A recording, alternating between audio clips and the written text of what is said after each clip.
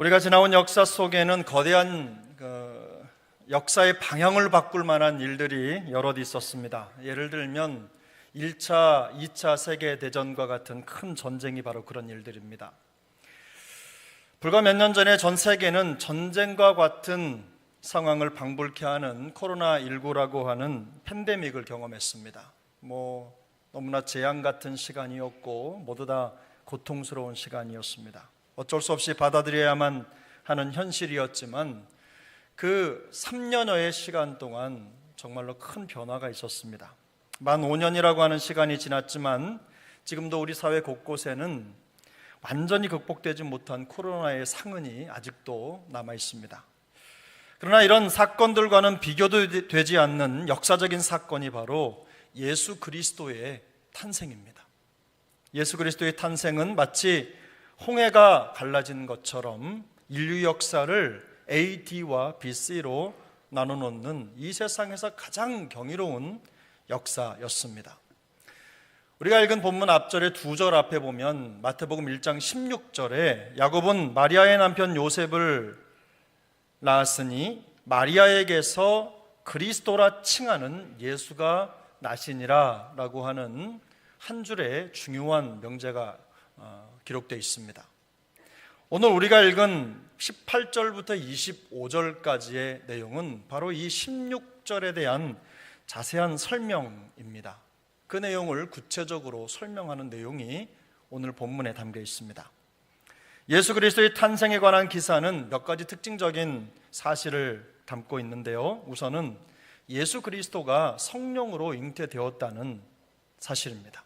지금까지 모든 역사를 통틀어서 성령으로 잉태된 사람은 예수 그리스도 말고는 아무도 없었습니다.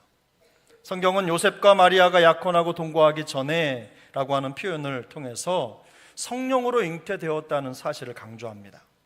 예수가 성령으로 잉태되었다라는 선언은 설득이나 설명이 아닙니다. 이 사실을 믿을 것인지 부정할 것인지를 선택하라는 말입니다. 이 둘 중 하나를 선택하는 결정을 요구하는 문장입니다. 예수 그리스도께서 성령으로 잉태되셨다는 사실은 설명으로는 불가능한 것이기 때문입니다. 어떤 과학적 근거로 혹은 어떤 지식으로도 설명해낼 수 없는 것이 예수 그리스도의 성령을 통한 잉태와 탄생입니다. 오직 믿음으로 받아들일 수 있는 것입니다. 예수 탄생이 가진 두 번째 특징이 있습니다. 이 사실을 보면 이 예수 탄생의 역사를 접한 당사자들이 정말로 매우 충격적인 시간을 보낸다는 것입니다. 본문 19절을 함께 보겠습니다. 그의 남편 요셉은 의로운 사람이라 그를 드러내지 아니하고 가만히 끊고자 하여. 아주 차분하게 진행되는 문장이지만 여기 이 문장 속에는 이 사건을 담당한, 경험하는 요셉의 충격이 담겨 있습니다. 마리아의 남편이죠. 결혼할 여인이 동거하기 전에 임신했다는 사실, 그 사실은 정말로 충격적인 것이었습니다. 바로 이 충격에 빠진 겁니다. 요셉은 이것을 드러내지 않고 조용히 정리해야 되겠다는 결심을 세운 것으로 보입니다. 성경은 그를 의로운 사람이라고 묘사합니다. 요셉이 의로운 사람이었다는 것은 그가 성경 말씀의 가르침을 자신의 삶에 적용하며 살아가기 위해서 항상 노력하는 사람이었다는 뜻입니다. 이 의로운이라는 말은 율법을 문자 그대로 지키는 사람을 의미하는 말이 아닙니다. 율법을 있는 대로 지켜서 행동하는 그런 의를 말하는 것이 아니라 율법에 담긴 하나님의 사랑을 염두에 두고 그것을 하나님의 관점에서 해석해서 자기의 삶에 그것을 적용하는 그런 의로움을 말하는 것입니다. 율법은 본래 정죄하거나 어떤 사람을 재단하기 위해 주신 것이 아닙니다. 하나님의 사랑이 그 속에 담겨 있죠. 그래서 율법을 꽉 짜면 그리스도의 피가 나오고 그곳에서 사랑이 느껴지는 것입니다. 바로 그 사랑을 실천하는 자, 그런 사랑을 세상 가운데 보여주는 삶을 살아가기 위해 노력하는 자, 그런 자가 바로 의로운 사람입니다. 그럼에도 불구하고 약혼녀의 혼전 임신 사실이 요셉에게는 매우 큰 충격이었을 것입니다. 하지만 요셉은 이 상황을 매우 성숙하게 대처하려고 노력합니다. 드러내지 않고 가만히 끊으려 했다는 것은 자신의 약혼녀를 간음죄로 법정에 고발하는 대신 이혼 증서를 주고 조용히 마무리하려고 했다는 뜻입니다. 하나님의 말씀에 대한 요셉의 태도, 그 태도가 이 충격적인 상황을 정리하는 과정에서 큰 영향을 미쳤음을 짐작할 수가 있습니다. 예수님의 탄생이 가지고 있는 세 번째 특징이 있는데요, 이미 오래전 선지자를 통해서 예언된 말씀이 그 계시가 성취된 것이라는 것입니다. 본문 22절, 23절인데 22절, 23절은 이렇게 말씀합니다. 이 모든 일이 된 것은 주께서 선지자로 하신 말씀을 이루려 하심이니 이르시되 보라 처녀가 잉태하여 아들을 낳을 것이요 그의 이름을 임마누엘이라 하리라 하셨으니 이를 번역한즉 하나님이 우리와 함께 계시다 함이라. 당시 마태복음을 받아 읽었던 사람들은 대부분 구약 성경을 신앙과 삶의 절대 규범으로 믿었던 사람들입니다. 유대인들이죠. 성경은 그들의 절대적인 생활 규범이자 원리였습니다. 처녀가 잉태하여 아들을 낳을 것이라는 이사야 선지자의 글은 예수님이 태어나시기 전 700년 전에 이미 선언된 하나님의 계시였습니다. 예수의 탄생이 구약 성경에 계시된 말씀의 성취라는 사실은 혹시라도 성령을 통한 예수의 잉태 사실에 대해서 미심쩍어하는 마음을 가지고 있는 유대인들에게 분명한 답이 되었을 것입니다. 그들에게 성경의 말씀보다 더 확실한 근거는 없기 때문입니다. 그러면 성령으로 잉태된 예수 그리스도께서 이 세상에 태어나신 목적은 무엇입니까? 예수 그리스도라고 하는 이름에 그 답이 담겨 있습니다. 오늘 본문 21절입니다. 21절을 함께 읽겠습니다. 아들을 낳으리니 이름을 예수라 하라. 이는 그가 자기 백성을 그들의 죄에서 구원할 자이심이라 하니라. 아멘. 이 예수라는 이름의 뜻은 여호와는 구원이시다입니다. 구약의 예수아라고 하는 말이 예수로 번역이 된 것입니다. 그리스도는 메시아라고 하는 히브리 말이 그리스어로 번역이 된 형태입니다. 그리스도라고 부르죠. 메시아와 똑같은 말입니다. 구약 성경에 사용된 메시아라는 말이 신약 성경에서는 그리스도로 번역이 된 것입니다. 이 말의 뜻은 하나님의 기름을 부음 받은 자, 하나님의 기름 부음을 받은 자라는 뜻입니다. 이스라엘 백성들은 이 메시아 혹은 그리스도라는 말을 들으면 이내 자기들을 압제해서 건져줄 강력한 왕을 마음속에 떠올렸습니다. 예수님 시대의 사람들은 아주 오랫동안 메시아의 오심을 열렬히 기다렸습니다. 로마의 가혹한 통치 아래 살아가면서 너무 벅차고 힘든 삶을 살았습니다. 삶의 무게를 견디기가 너무나 버겁고 힘들었습니다. 그들은 강력한 구원자가 나타나서 그들을 모든 억압에서 건져내 주시기를 간절히 기다렸습니다. 우리나라가 일제강점기를 겪으면서 그토록 간절하게 원했던 그 해방의 날을 기다리는 것과 같았을 것입니다. 그러나 예수 그리스도는 유대인들이 오랫동안 기다려온 정치적 혹은 군사적 해방자가 아닙니다. 십자가의 고난과 죽음이라고 하는 아무도 예상하지 못한 전혀 새로운 방법으로 자기 백성을 죄에서 건져낼 것이기 때문입니다. 예수 그리스도라는 이름에는 하나님이 그의 백성을 죄에서 건져내기 위해 약속된 메시아 혹은 구원자라는 의미가 담겨 있습니다.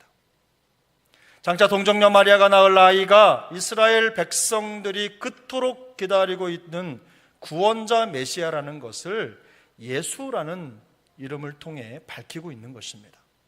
특별히 성경은 예수가 구원할 대상을 자기 백성이라고 규정합니다. 이 자기 백성이라는 말은 모든 백성이라는 뜻이 아닙니다.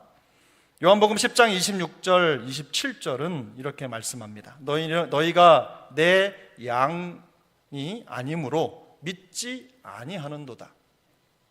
내 양은 내 음성을 들으며 나는 그들을 알며 그들은 나를 따르느니라. 제가 한 번 더 읽어드리겠습니다. 너희가 내 양이 아니므로 믿지 아니하는도다. 내 양은 내 음성을 들으며 나는 그들을 알며 그들은 나를 따르느니라. 여기서 말씀하는 내 양이 주님이 말씀하는 자기 백성입니다. 다시 말해서 자기 백성은 예수 그리스도를 구주로 영접한 성도입니다. 구원이라는 말은 건져낸다 라는 뜻인데, 자기 백성을 그들의 죄에서 건져낼 자, 구원할 자라는 것은 죄의 권세와 속박 그리고 죄책과 죄의 결과로부터 그의 백성을 건져낼 자라는 뜻입니다. 갈라디아 1장 4절은 이렇게 말씀합니다. 그리스도께서 하나님 곧 우리 아버지의 뜻을 따라 이 악한 세대에서 우리를 건지시려고 우리 죄를 대속하기 위하여 자기 몸을 주셨다.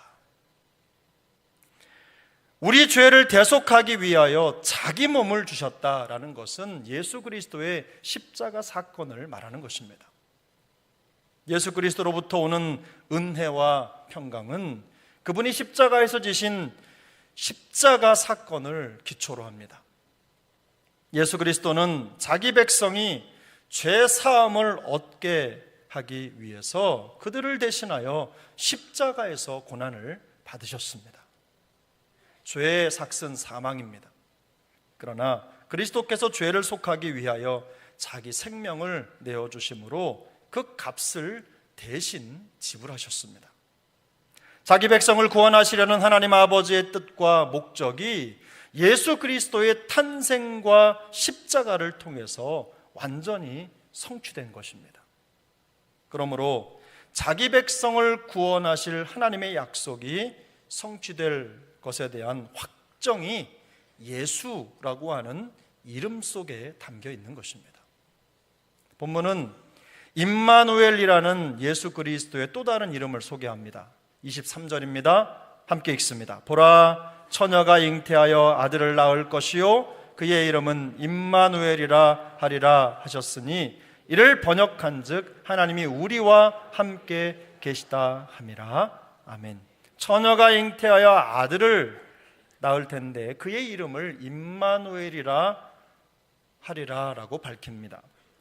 육신을 입고 이 땅에 오실 예수 그리스도가 바로 그의 백성과 함께 계실 하나님이시라는 것을 보여주는 대목입니다. 이처럼 성령으로 잉태되어 육신을 입고 오신 예수 그리스도의 탄생의 목적은 자기 백성과 함께 계시며 그들을 죄에서 건져내시기 위한 하나님의 뜻을 이루기 위해서입니다. 요한복음 10장 10절은 이렇게 말씀합니다. 도둑이 오는 것은 도둑질하고 죽이고 멸망시키려는 것뿐이요 내가 온 것은 양으로 생명을 얻게 하고 더 풍성히 얻게 하려는 것이라. 양은 예수님의 이름을 믿는 자기 백성을 말합니다. 양으로 생명을 얻게 하고 더 풍성히 얻게 하려는 것이 주님께서 이 땅에 오신 목적입니다. 그러면 이제 남은 것은 우리의 반응입니다. 자기 백성을 그들의 죄에서 구원하시기 위해서 이 땅에 사람의 몸을 입고 오신 예수 그리스도를 받아들일 것인가 아니면 부정할 것인가를 선택해야 하는 것입니다.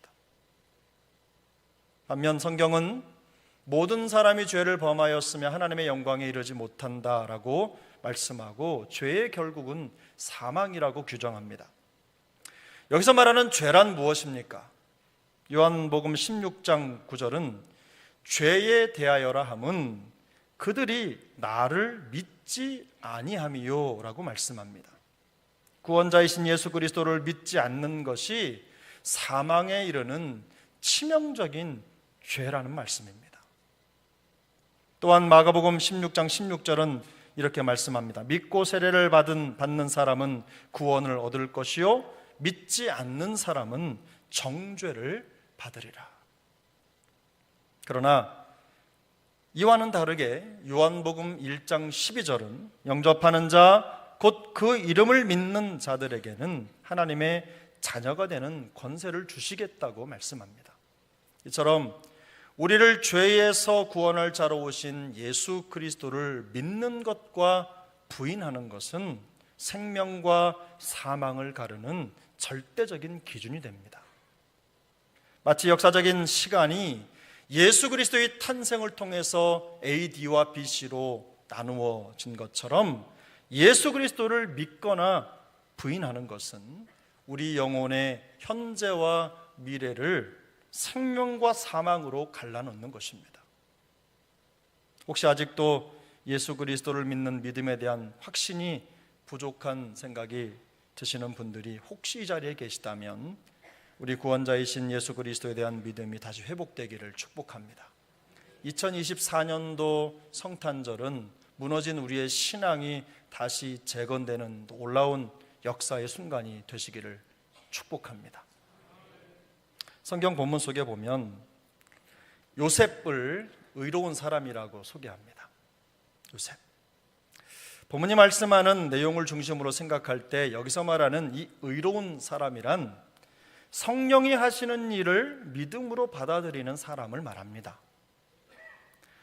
물론 성령으로 잉태된 예수님의 탄생 사건은 상식을 벗어나는 일입니다. 과학으로 증명될 수 있는 일도 아닙니다. 초자연적인 것입니다. 예수의 탄생 소식은 마리아나 요셉에게도 매우 큰 충격이었습니다. 우리는 결과를 받아 읽는 은혜의 자리에 있지만 그 당시에 이 사실을 현실로 받아들이는 사람 입장에서는 충격이 아닐 수가 없는 것입니다. 고민과 갈등의 시간이었습니다. 이성적으로든 감정적으로든 결코 받아들이기 쉽지 않은 일이 바로 예수님의 성령으로 잉태된 사건입니다. 그러나 갈등하는 요셉에게 하나님의 사자가 찾아가셨습니다. 그리고 그를 설득하십니다. 예수 그리스도께서 성령으로 잉태되셨다는 것, 그리고 그가 자기 백성을 그들의 죄에서 구원할 자라는 사실을 알려줍니다. 하나님의 목적을 설명하시는 거죠. 성경 기자는 여기에 더해서 이 모든 일이 된 것은 주께서 선지자를 통해 하신 말씀을 이루려 하심이라는 중요한 사실을 덧붙입니다. 모든 것이 하나님이 계획한 하나님의 뜻 가운데 이루어지는 일이라는 것을 알려주는 것입니다. 이런 설득의 과정이 있은 다음 요셉은 이 모든 일을 있는 그대로 받아들이기로 결정합니다. 깊은 갈등이 있었지만 상한 감정이 말씀으로 설득됩니다. 감정과 진리 사이에 생겼던 깊은 골이 진리 쪽으로 결정이 된 것입니다. 방향이 결정된 겁니다. 여기에 의로운 사람이 어떤 사람인지에 대한 해답이 담겨 있습니다. 의로운 사람은 감정이나 상황보다 하나님의 말씀을 선택과 결정 앞에 두는 사람입니다.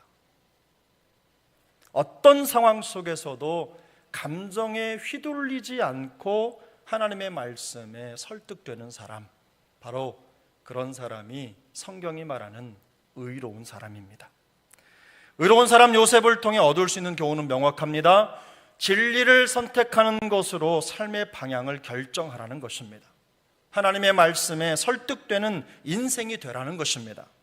힘든 결정의 순간을 직면하고 있을 수도 있습니다. 약간의 고민과 갈등의 시간을 보낼 수도 있지만 결국 진리를 따르기로 선택하는 것, 바로 그것이 의인의 길이라는 것입니다. 그런 은혜가 우리에게 있기를 축복합니다. 감정이나 상황이 아닙니다. 하나님의 말씀과 진리의 가르침에 설득되는 삶을 사는 것입니다. 말씀보다 자기 감정을 더 고집하고 주장하는 것은 의로운 사람에게 합당한 태도가 아닙니다. 그 사람이 신앙적으로 성숙한 사람인지 아닌지 가늠하는 기준이 바로 여기에 있습니다. 자기 감정을 못 이겨서 부르르 끄는 감정을 식히지 못하는 사람이냐, 아니면 하나님의 말씀 앞에 그 감정을 꺼트릴 수 있는 사람이냐, 바로 여기에 성숙함의 척도가 있는 것입니다. 진리를 따르기 위해서 선택한 그 선택이 다른 사람에게 비난을 받는 것일 수도 있습니다. 우리가 믿음 안에서 내린 결정이 다른 사람에게는 비난거리가 될 수도 있어요. 비웃음거리가 될 수도 있어요. 하지만 그것이 진리에 따른 결정이라면 걱정하지 마시기 바랍니다. 하나님이 그 선택을 통해 놀라운 대반전의 역사를 이끌어 가실 것입니다. 인간적인 관점에서 보면 그 당시 문화에서 처녀의 몸으로 아이를 가진 마리아는 돌에 맞아 죽어야 마땅합니다. 요셉은 그런 여인을 아내로 삼았다는 이유로 친구들과 이웃의 조롱을 받았을 것입니다. 그러나 이들은 흔들리지 않았습니다. 성령의 음성을 확실한 신호로 알아듣고 성령께서 이끄시는 대로 그들은 선택합니다. 결국 그들의 선택은 옳았습니다. 하나님은 말씀의 확신을 따라 선택하고 행동하는 의로운 사람을 기뻐하십니다. 하나님은 그런 사람을 통해서 복음의 놀라운 역사를 펼쳐 가시는 것입니다. 믿음에는 항상 모험이 따르게 되어 있습니다. 그러나 우리가 예수 그리스도를 믿고 따르는 것은 세상 사람들의 이해와 수긍이 필요한 일이 아닙니다. 인기를 얻기 위함도 아닙니다. 세상은 예나 지금이나 예수 믿는 우리를 조롱합니다. 비난합니다. 비웃습니다. 지금 우리 중에도 예수를 믿으면서도 예수님의 말씀을 따르지 못하는 사람이 있을 수도 있습니다. 이유는 믿음이 없거나 혹은 확신이 없기 때문입니다. 세상의 조롱과 비난을 더 걱정하기 때문입니다. 분명히 말씀을 따르면 이쪽으로 가야 할 텐데 세상 사람들의 조롱이, 주변 사람들의 비웃음이 걱정이 돼서 반대로 간다면 그것은 믿음의 모습이 아닙니다. 저는 우리 사랑하는 세종항 식구들이 믿음의 모험을 강행하는 하나님의 사람들이 되시기를 축복합니다. 그것이 진리를 따르는 길이라면 주저하지 마시기를 바랍니다. 감정이나 생각을 뛰어넘어서 말씀의 가르침을 선택하고 뒤를 돌아보지 마시기 바랍니다. 다소 충격이 있을지라도 말씀이 원하는 변화를 받아들일 수 있기를 축복합니다. 그 말씀의 충격을 통해 우리가 새로운 피조물로 빚어질 것입니다. 하나님은 우리가 그런 선택을 강맹하기를 원하십니다. 2024년 성탄절을 맞이하는 우리 모두에게 새로운 믿음의 은혜를 허락해 주시기를 소망합니다. 2000년 전 성탄이 가져왔던 그 놀라운 진리의 충격이 오늘 2000년 이후에 성탄절을 맞이하는 우리 모두에게도 똑같이 임하기를 예수님의 이름으로 축복합니다. 앞으로 주어질 우리의 삶의 시간에 새로운 믿음의 이야기를 채워가는 우리 모두가 될 수 있기를 우리 구주 예수님의 이름으로 축복합니다. 기도하겠습니다.